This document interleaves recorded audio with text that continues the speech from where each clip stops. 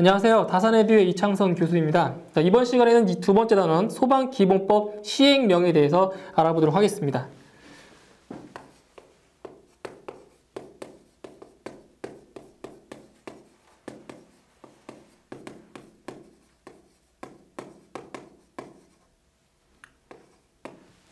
자, 여기 이제 시행령 같은 경우는 앞에서 했었던 것보다는 내용이 조금 적습니다. 내용이 적은 만큼 좀 공부하시기에 좀 더 수월하시겠죠.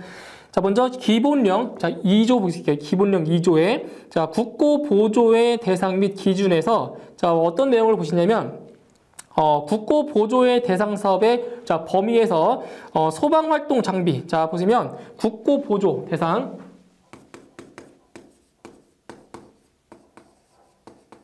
국고보조의, 자, 대상에서, 자, 뭐를 보시냐면, 첫 번째, 소방활동 장비 및 설비에서는, 첫 번째, 소방자동차, 그러니까 국가에서 보조해주는 대상이에요. 소방자동차, 그 다음에 소방헬리콥터,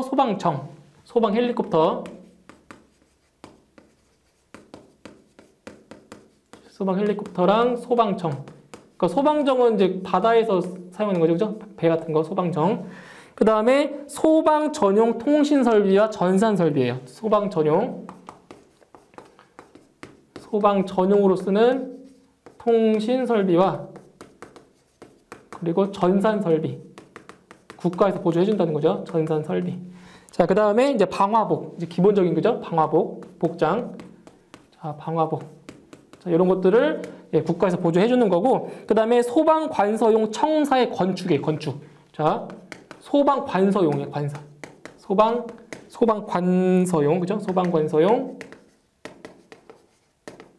자, 청사의 건축. 예, 건축. 이런 것들이 국고보조 대상이 된다는 거. 좀 암기해 두시고.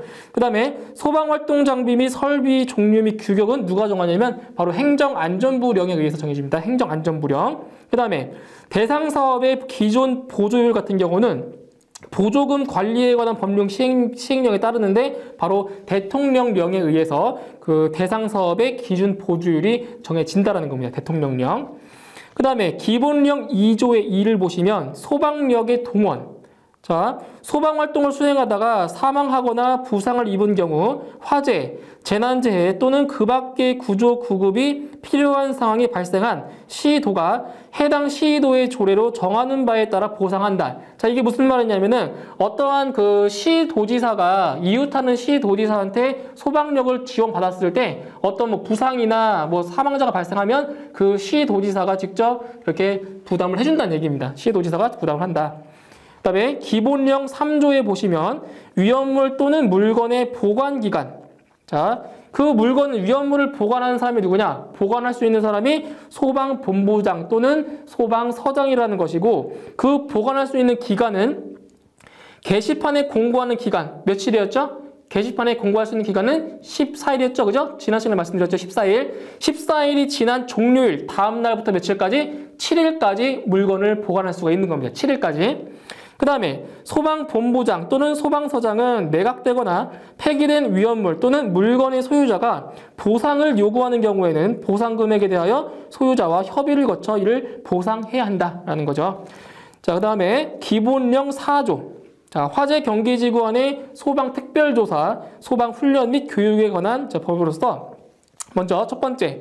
화재 경계지구. 자, 화재 경계지구는 앞에 말씀드렸죠. 그죠? 시장 지역, 그 다음에 공장, 창고가 밀집한 지역, 그 다음에 목조 건물이 밀집한 지역, 그 다음에 위험물의 저장 및 처리 시설이 밀집한 지역, 그 다음에 석유화학 제품을 생산하는 공장이 있는 지역, 그 다음 산업단지, 그리고 소방시설, 소방용수시설 또는 소방 출동로가 없는 지역을 화재 경계지구로 정한다고 했습니다.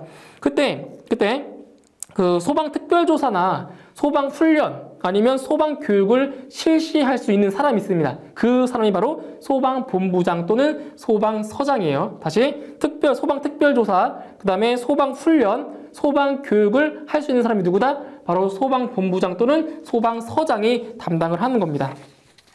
그 다음에 그 실시 횟수는 연 1회 이상, 1년에 1회 이상 실시를 해주는 거죠. 다 특별조사나 뭐 소방훈련이나 소방교육 전부 다 1년에 1회 이상을 실시를 해줍니다. 그 다음에 그 훈련, 교육을 통보하는 날짜가 언제냐? 바로 훈련이나 교육을 하는 날짜 10일 전까지 통보를 해줘야 됩니다. 10일 전까지 알려줘야 된다는 얘기죠. 자, 그 다음에 기본령 7조. 7조에는 특수가염물의 저장 및 취급 기준이 나왔죠? 그 5가지 좀 암기를 해두셔야 되는데, 첫 번째로 특수가염물을 저장, 취급할 때는 품명별로 구분하여 쌓을 것. 그죠? 품명별로 구분해서 이게 적재적소 쌓으라는 얘기죠. 그 다음에 두 번째, 쌓는 부분의 바닥 면적 사이는 몇 미터? 바로 1m 이상이 되도록 한다는 거예요. 이런 거죠. 예를 들어서 여기 이런 식으로 그 특수 가염물을 쌓았어요. 이런 식으로. 그죠? 그럼 이 특수 가염물하고 또 다른 특수 가염물 있잖아요. 그 바닥 면적. 그 바닥과 바닥 사이가 몇 미터? 얘가 이제 1m 이상 떨어져서 그 특수 가염물을 쌓으라는 거죠. 1m 이상 떨어져서. 그 다음에 쌓는 높이는 몇 미터? 쌓는 높이는 10m 이하. 이 쌓는 높이가 몇 미터? 바로 10m 이하가 되도록 쌓는 거예요. 10m를 넘으면 안 된다는 거예요. 10m 넘으면 쌓는 높이가. 그 다음에 쌓는 부분의 바닥 면적은 얼마? 바닥 면적은 50제곱미터 이하. 자, 여기 바닥 면적. 여기 바닥 면적 있죠? 바닥 면적? 바닥 면적은 얼마? 50제곱미터 이하가 되도록 쌓아야 돼요. 바닥 면적. 그때 석탄과 목탄유는 별도로 200제곱미터 이하예요. 석탄과 목탄유는 얼마? 200제곱미터 이하. 그 다음에 특수가염물을 저장 또는 취급하는 장소에는 자, 어떤 걸 설치하냐? 바로 품명, 그 위험물의 품명, 그리고 최대 수량, 그리고 화기 취급의 금지 표시, 뭐 화기 엄금이다, 화기 주의다, 이렇게 그 화기 취급의 금지 표시를 꼭 해줘야 돼요. 3가지. 품명, 그 다음에 최대 수량, 그리고 화기 취급의 금지 표시 3가지 반드시 설치를 해줘야 되는 겁니다.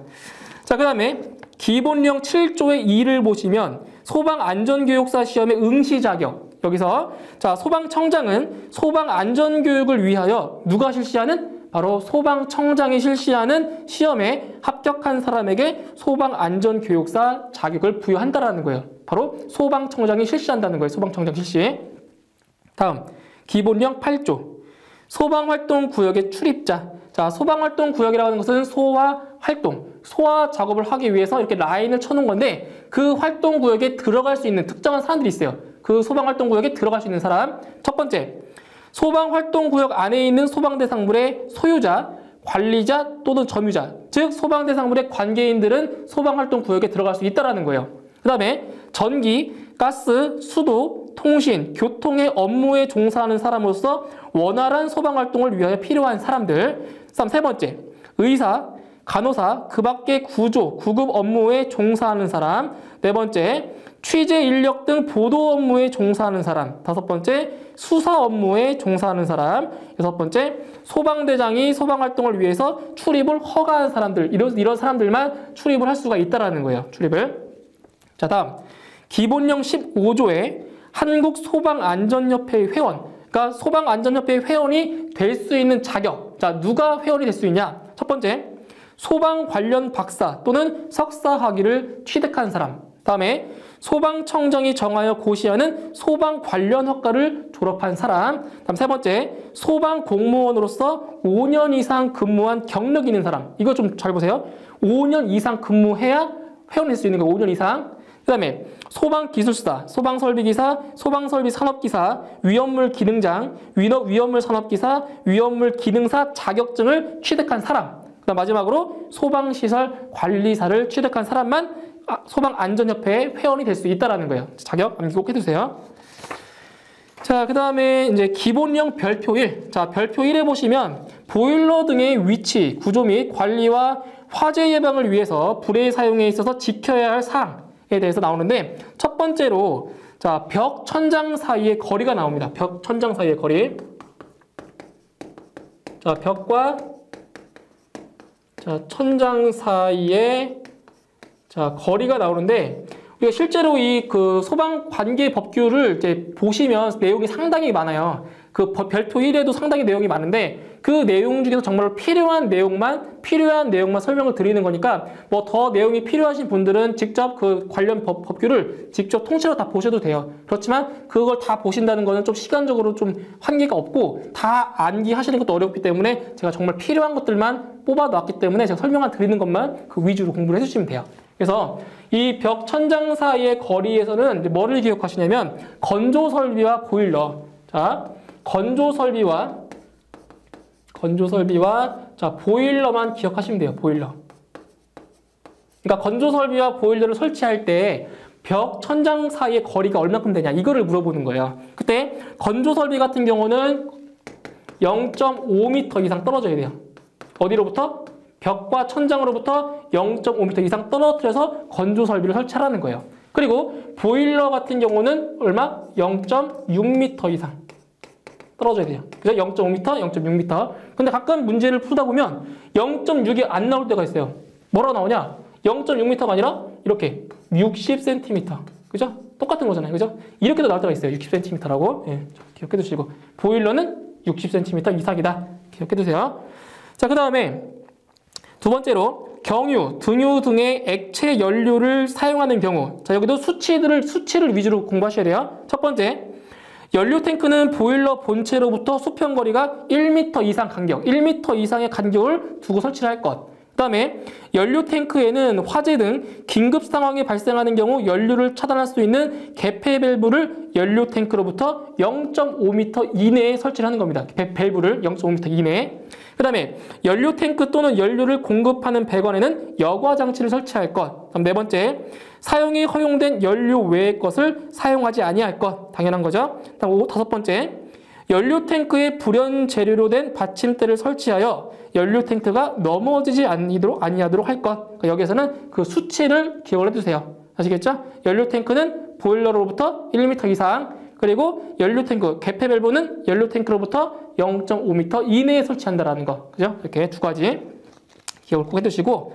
다음 세 번째, 음식 조리를 위해서 설치하는 설비. 음식 조리를 위해 설치하는 설비에는 이것도 수치를 좀 기억하세요. 첫 번째, 주방 설비에서 부속된 배기덕트는 0.5mm 이상의 아연 도금 강판 또는 이와 동등 이상의 내식성 불연 재료로 설치할 것. 그 두께가 0.5mm 이상이라는 거. 0.5mm. 그 다음에 두 번째, 주방 시설에는 동물 또는 식물의 기름을 제거할 수 있는 필터 등을 설치할 것. 그 다음에 세 번째, 열을 발생하는 조리기구는 반자 또는 선반으로부터 0.6m 이상 떨어뜨릴 것. 0.6m 이상. 다음 네 번째, 열을 발생하는 조리기구로부터 0.15m 이내의 거리에 있는 가연성 주요 구조부는 성면판 또는 단열성이 있는 불연 재료로 덮어 씌울 것. 이렇게 수치 위주로 암기를 해두세요. 수치 위주. 자, 네 번째, 이동식 난로를 설치할 수 없는 장소. 자, 교재를 보시면 총 11가지 나오죠. 그죠? 이동식 난로를 설치할 수 없는 곳. 뭐 있어요? 다중이용업소의 영업소, 학원, 그다음 독서실, 숙박업, 목욕장업, 세탁업의 영업자 쭉 있을 거예요. 그죠? 교재 내용에. 그 중에서 어디를 보시냐면 학원, 그 다음에 종합병원, 그리고 역터미널. 요 세 가지 정도 좀 암기해두세요. 시험에 나왔던 거니까. 학원, 종합병원, 그리고 역터미널 정도 암기를 해두세요. 나머지도 다 보셔야 돼요. 뭐 영화상영관, 공연장, 뭐 박물관이나 미술관, 뭐 상점과 뭐 가설 건축물 전부 다 이동식 난로를 설치를 할 수가 없는 거예요. 법상. 자, 그다음 다섯 번째. 자, 불꽃을 사용하는 용접, 용단 기구에서도 자, 수치를 좀 보세요. 자, 용접 또는 용단 작업자로부터 반경은 뭐야? 반지름이 이렇게 동그랗게 해서 반지름, 반경 5m 이내에 뭐를 설치한다? 소화기를 갖춰야 돼요. 5m 이내에 소화기가 갖춰져 있어야 돼요. 그 다음에 용접 또는 용단 작업 중에 주변 반경 10m 이내에는 가연물을 쌓아두거나 놓아두지 말 것. 단, 가연물의 제거가 곤란해서 방지포 등으로 방호 조치를 한 경우는 제외한다라는 거죠. 그러니까 10m 이내에는 가연물을 쌓아두지 말라는 거예요. 용접이나 뭐 용단 작업할 때. 자, 다음 기본령 별표 2. 자, 별표 2 보시면 특수 가연물 나왔죠? 특수 가연물. 자, 이 특수 가연물은 우리가 소방 원론에서도 한번 언급드린 적이 있어요. 그죠? 소방 원론에서. 예, 특수 가연물의 품명과 그 품명에 따른 수량을 반드시 매치해서 암기해 두셔야 돼요. 예를 들어서 면화류 같은 경우는 200kg 이상이라는 거. 그 다음에 볏짚류는 1000kg 이상. 이런 식으로. 가연성 액체류는 2세제곱미터 이상. 이렇게 품명을 암기하신 다음에 그 품명과 매치해서 그 수량까지 암기를 꼭 해두세요. 이 수량이 문제에 나오니까요. 그죠? 예. 그래서 특수가연물의 품명과 그리고 수량까지 암기를 해 두시면 좋겠습니다. 자, 그 밑에 보시면 가연성 고체류 나오죠? 가연성 고체류의 자, 정의를 물어보는 문제가 나와요. 정의를 물어보는 거. 자, 첫 번째. 가연성 고체류라 하면 바로 첫 번째 인화점이 40에서 100도씨 미만인 것. 자, 인화점이 40에서 100도씨 미만인 건 전부 다 가연성 고체류라는 거예요. 그 다음에 인화점이 100도씨에서 200도씨 미만이고 연소 열량이 1g당 8kcal 이상인 것들. 이것도 가연성 고체. 그 다음에 인화점이 200도씨 이상이고 연소열이 1g당 8kcal 이상인 것으로서 융점, 녹는 점이 100도씨 미만인 것도 바로 가연성 고체류라는 거예요. 마지막 네 번째, 1기압과 20도 초과 40도 이하에서 액상인 것으로서 인화점이 70에서 200도씨 미만인 것도 가연성 고체류에 해당이 됩니다. 그러니까 여기서 암기하실 거는 그 온도와 그 연소 열량까지 암기를 해두세요. 수치 위주로 암기를 꼭 해두세요. 자, 그 다음에 기본령 별표 2의 3. 자, 여기는 소방안전교육사의 배치 대상별 배치 기준이에요. 자, 보시면 자, 소방안전교육사예요. 소방안전교육사.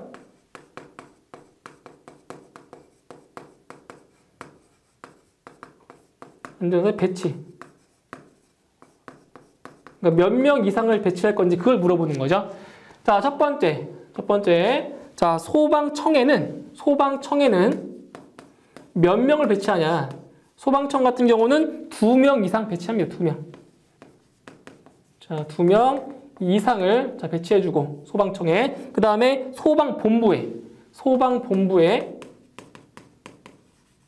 소방본부에도 마찬가지 2명 이상 배치하고. 그 다음에 소방서에.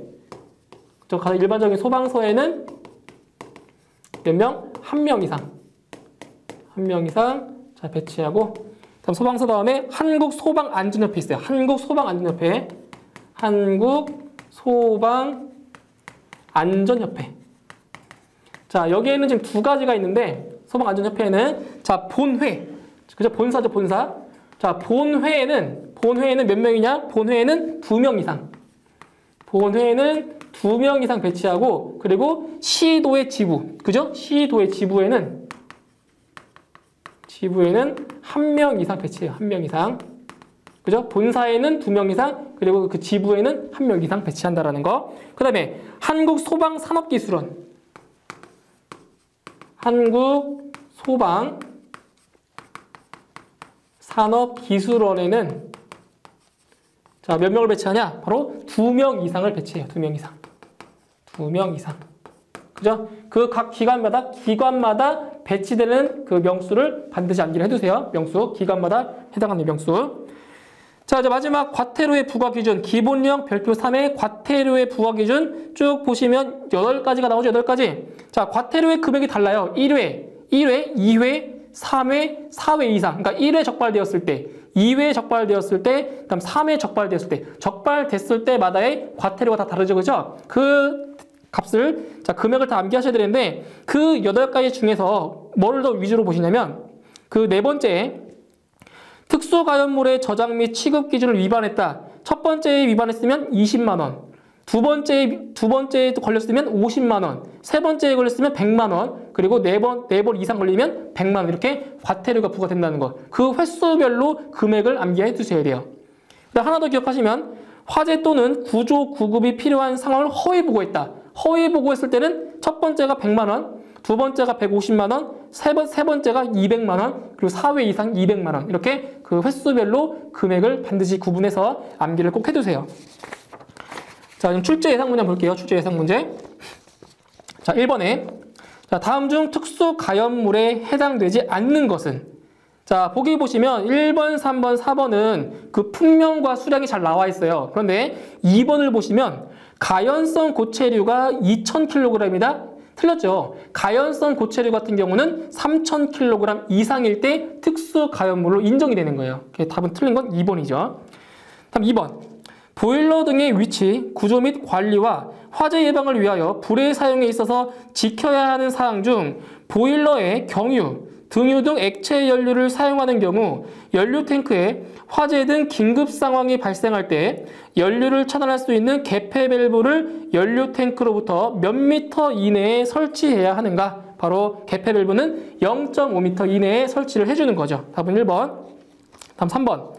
다음 중 소방기본법 시행령에서 규정하는 화재 경계지구의 지정 대상 지역에 해당하는 기준과 가장 거리가 먼 것은, 그러니까 화재 경계지구를 설정할 수 있는 그 구역을 찾는 겁니다.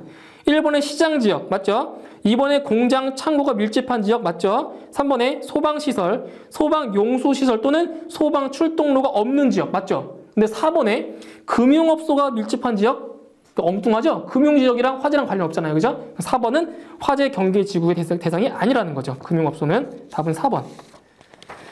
다음 4번 문제.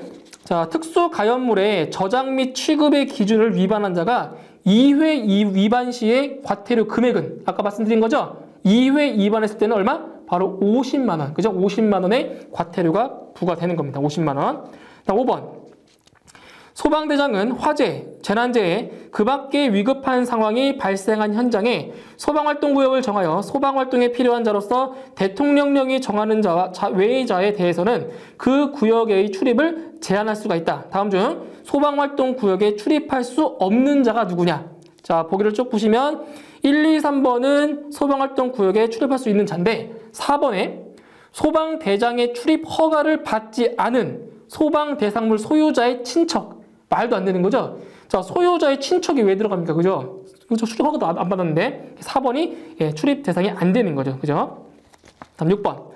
자, 보일러 등의 위치, 구조 및 관리와 화재 예방을 위해서 불의 사용에 있어서 지켜야 하는 사항으로 잘못된 것은 자, 보기에 1번.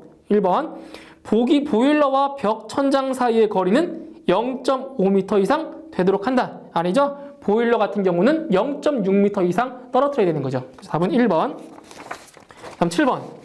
화재의 예방 조치 등을 위해 옮긴 위험물 또는 물건의 보관 기간은 규정에 따라 소방본부나 소방서의 게시판에 공고한 후 어느 기간까지 보관해야 하는가? 바로 공고 기간이 끝난 날, 종료일 다음 날부터 며칠? 다음 날부터 7일 동안 보관할 수가 있는 겁니다. 답은 3번. 다음 8번.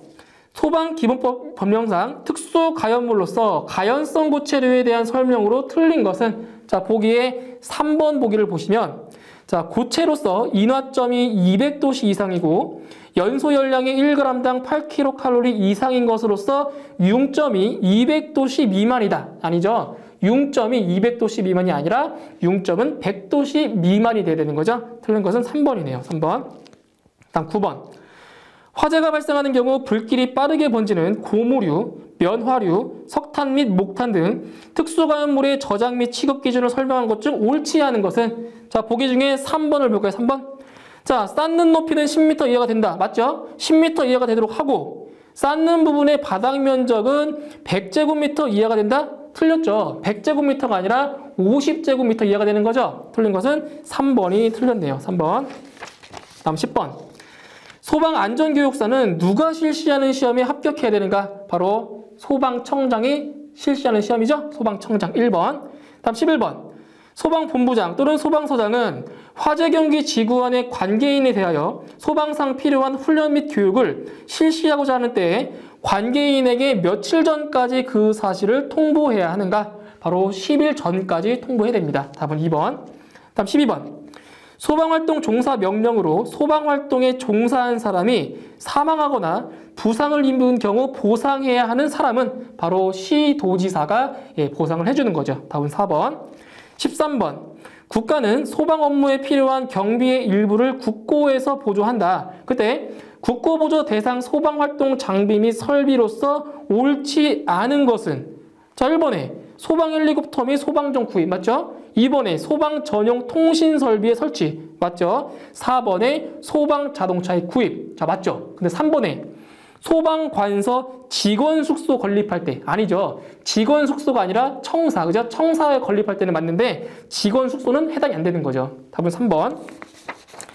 다음 14번. 자, 다음 중 특수 가연물의 종류에 해당하지 않는 것은 자, 1번에 목탄류, 3번에 면화류, 4번에 볏짚류. 자, 이 세 가지는 맞는데 2번에 석유류는 특수 가연물이 아니라 제4류 위험물에 해당이 되는 거죠. 제4류 위험물. 그래서 답은 2번이 되겠네요.